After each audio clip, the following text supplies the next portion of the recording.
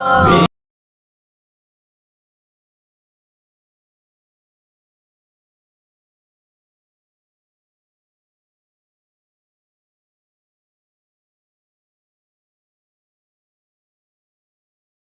علی بھائی، اس میں یہ ہے کہ یہ جو توابون کے طریقہ مختار سقفی کے بارے میں تھوڑی وضاحت کریں کہ آپ کا اس میں کیا موقف ہے، کیونکہ شیعہ اور اہل سنت دونوں کے یہاں بڑی بڑی عجیب و غریب روایات ان کے بارے میں متضاد قسم کی آ رہی ہیں. ابھی صحیح مسلم میں جو ایک حدیث ہے نا کہ بنو ثقیف میں ایک کذاب ہوگا اور ایک جو ہے وہ ظالم ہوگا. ان کی بلدیت بھی بتا دیں. ہاں جی، مختار سقفی. تو اس میں وہ اسما بنت ابی بکر کہتی ہیں کہ ہم کذاب کو تو دیکھ چکے لیکن صحیح مسلم میں نام نہیں ہے وہ کون ہے. ٹھیک ہے. اور جو ظالم ہے حجاج تو ہے، تو یہ کہتے ہیں کہ یہ مختار سقفی ہے، وہ کذاب تھا. ہم کہتے ہیں کہ سنن کبری البیہقی میں موجود ہے، 72 حدیث میں بھی پایا ہے. ایسا آئٹم یہ بھی ہے کہ عبداللہ بن عمر جو ہیں وہ تو مختار سقفی کے لوگوں کے پیچھے نماز بھی پڑھا کرتے تھے، ان کو سلام بھی کیا کرتے تھے. یہ ان کے غالباً بنوئی بھی تھے. بنوئی بھی تھے. اور یہ مختار سقفی جو ہیں ان کے جو والد ہیں اچھا ابو عبیدہ، وہ صحابی ہیں. اچھا، یہ بات ثابت ہے؟ بالکل ثابت ہے.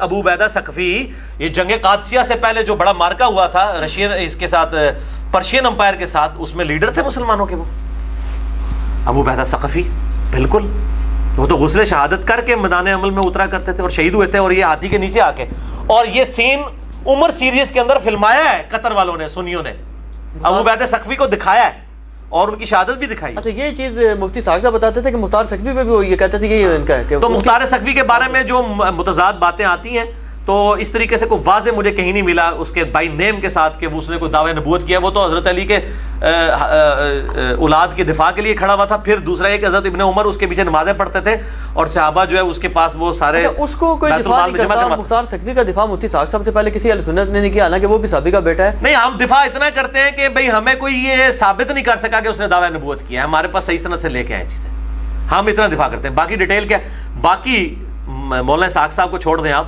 ابن کثیر نے بھی تعریف کی ہے قاتلین عثمان، قاتل حسین کے کو قتل کرنے پر ابو عبیدہ اس کی مختار سقفی کی، اور کہا کہ اس نے مسلمانوں کے دل ٹھنڈے کیے ہیں. ابن کثیر نے کہا؟ بالکل ابن کثیر نے لکھا. حالانکہ ابن کثیر کے بارے میں بریلوی کہتے ہیں ناسبی تھے، نعوذ باللہ. نہیں، کوئی ناسبی شسبی نہیں تھے، جھوٹ بولتے ہیں، کوئی ناسبی نہیں تھے. یعنی دیکھیں نا عوام میں کیسی کیسی باتیں مشہور ہیں. نیکسٹ کوشچن ہے، مختار سقفی نے کس حیثیت میں قاتلین حسین علیہ السلام سے بدلہ لیا تھا؟ کیا وہ اس وقت کوفہ کا حاکم تھا؟ کیونکہ مقدمے میں سزا دینا تو صرف حکمران کا حق ہے. صحیح سوال ہے جی، بڑا ٹیکنیکل کوسچن ہے. یہ بات تو صحیح ہے. پہلی بات تو یہ کہ آل امیہ کی جو حکومت ہے نا، یہ خود ہی غیر اسلامی ہے. یعنی یہ اسٹیبلش ہوئی نہیں، تلوار کے زور پہ ہوئی ہے. صحیح بخاری میں حضرت عمر کا خطبہ موجود ہے کہ جس کو تلوار کے زور کے اوپر حکمران بنایا جائے گا، حکمران جس کو بنایا جائے وہ اور بنانے والے اور دوسرے، ان کے درمیان قتل و غارت کا سلسلہ شروع ہو جائے گا. میں نے اپنے کربلا والے ریسرچ پیپر پہ یہ حدیث ڈالی ہوئی ہے. انٹرنیشنل نمبر کے مطابق بخاری میں ہے 6830.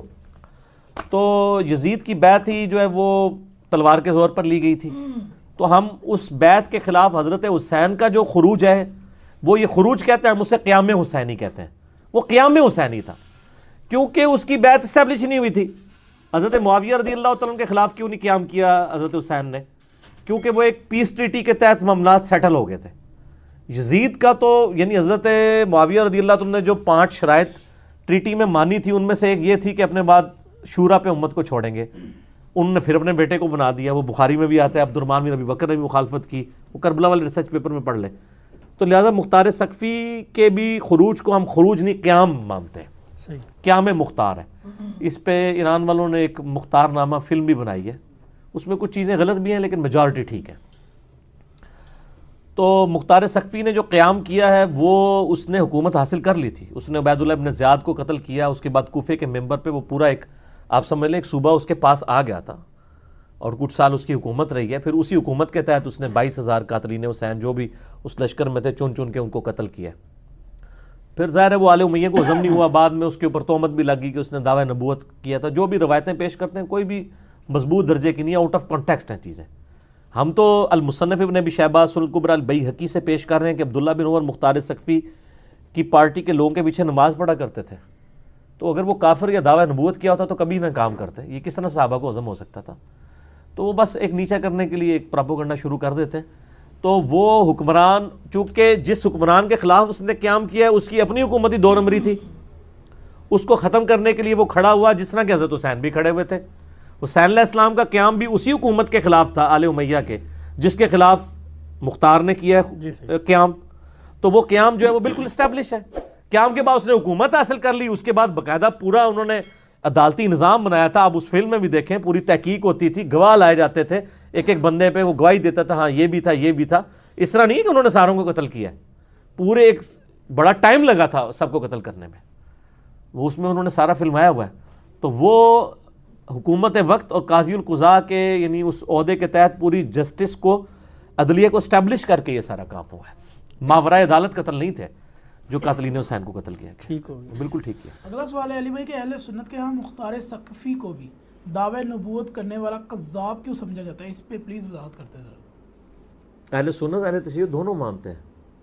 اب متاخرین تھوڑے نرم ہو گئے ہیں شیعہ کے, پرانے تو وہ بھی قذاب کہتے ہیں, وہ بھی اس سسٹم کا حصہ بن گئے تھے نا, کیونکہ ظاہر مختار ثقفی خود سید نہیں تھا نا, مظلوم آدمی تھا. آپ کو پتہ ہے نا یہ کون ہے مختار ثقفی؟ عبداللہ بن عمر کا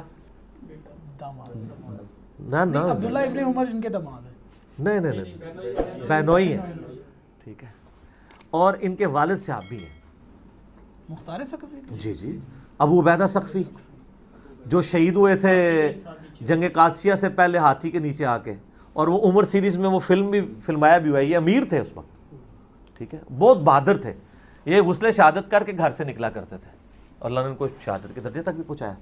ابو عبیدہ ثقفی, ان کا بیٹا تھا مختار بن ابو عبیدہ ثقفی. تو مختار کے بارے میں ایک ترمذی میں روایت ملتی ہے کہ میری امت میں ایک کذاب اور ایک ظالم پیدا ہوگا, اور اس کے ساتھ وہ پھر لکھتے ہیں کہ امام ترمذی کے کہا جاتا ہے کہ وہ کذاب مختار ثقفی ہے. یہ سب سے کمزور جملہ ہوتا ہے محدثین کا, کہا جاتا ہے. کہا جاتا تو بہت کچھ غلط ہے, سنا کے سننی, سند نہیں انہوں نے بیان کی. اس طرح کا کہا جاتا تو مسلم شریف میں لکھا ہوا ہے امام مسلم کے شاگرد نے کہ وہ جو بندہ قیامت والے دن کے قریب جو دجال کے خلاف کھڑا ہوگا نا, کہا جاتا ہے کہ وہ حضرت خضر ہوں گے.